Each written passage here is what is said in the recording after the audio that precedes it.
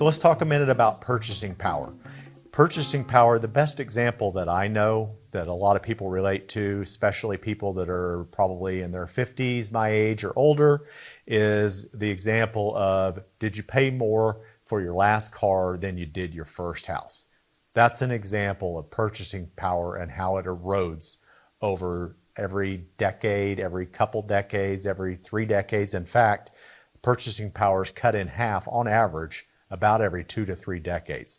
It is imperative that we own assets. Assets are one of the few ways that you're probably going to have a fighting chance to not only stave off inflation, but also have some growth on your assets. So fixed income, CDs in particular, bonds, those type of savings type strategies, while there's nothing wrong with that, and we certainly need liquidity and money that we have for emergencies, those type of savings mechanisms are typically not going to keep up with inflation. So what's left? Well, if those aren't going to keep up, the average investor or the average person in the workforce's wages probably aren't going to keep up with purchasing power. So that's not a good strategy to depend on your income to keep up.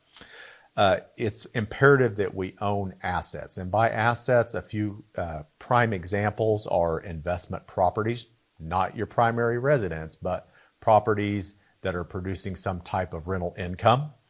Of course, stocks or any variation of that, whether it's index funds or mutual funds or owning individual stocks. Businesses, owning businesses. Those are just a few examples.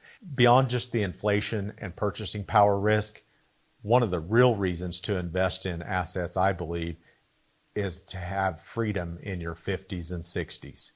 If you chase assets instead of liabilities, you have a good opportunity, a good chance to be able to make some decisions on your lifestyle and what you want your life to look like in your 50s and 60s that maybe your peers and colleagues won't have.